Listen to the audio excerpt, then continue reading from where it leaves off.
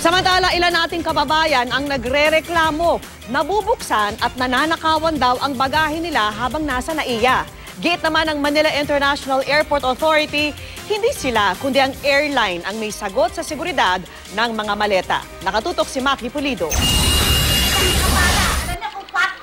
Galit na nagsumbong ang OFW na si Maria Isabel de Guzman Tung nang mawala umano sa airport ang kanyang mga pinamiling damit at alahas. Sabado ng madaling araw daw siya umuwi mula Taiwan. Sa pagmamadali, hindi niya napansing nalaslas pala ang kanyang bag.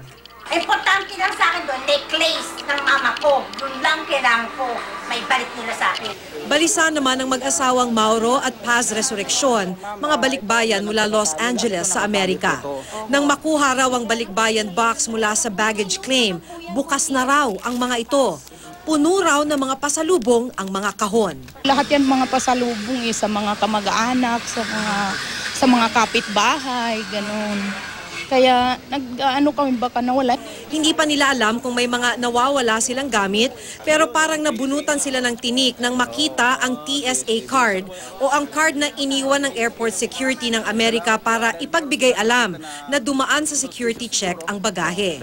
Hindi naman itinanggi ng pamunuan ng Manila International Airport nang yayari nga ang nakawan sa loob ng Ninoy Aquino International Airport. Kaya kanina, inikot ng pamunuan ng NIA ang media sa loob ng NAIA Terminal 1 para ipakita kung saan nga ba posibleng mangyari ang nakawan. Kung paalis ka ng Pilipinas, iniipon lahat ng mga maleta sa build-up area kung tawagin bago isakay sa eroplano ng mga baggage handler. Pwedeng umabot ng 3 hanggang 4 na oras ang mga maleta rito, depende kung gaano kaaga nag-check-in. Dito na rin daw posibleng buksan at pagnakawan ang mga maleta. Kung parating ka naman ng Pilipinas, sa 2 lugar daw posibleng mapagnakawan. Una, sa bulk ng eroplano kung saan nakalagak ang mga maleta. Airline baggage handler lang daw ang maaaring pumasok dito. Ikalawa, sa breakdown area, kung saan naman iniipon ang mga maleta bago iakyat sa baggage claim. Ayon sa MIA, ang seguridad ng mga maleta, sagot ng airline at hindi nila.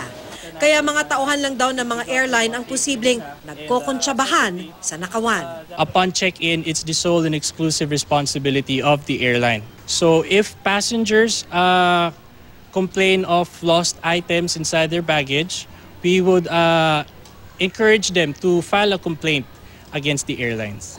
Masama ang loob ng mga baggage handler.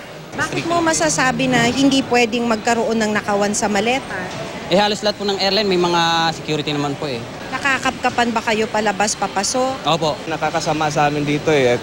Lahat kami rito na nagtatrabaho dito sa build-up saka sa breakdown. Apektado kasi kasiraan namin yan. Pero hindi mawawala ang pangamba sa mga pasahero. Maki Pulido, Nakatutok, 24 Oras.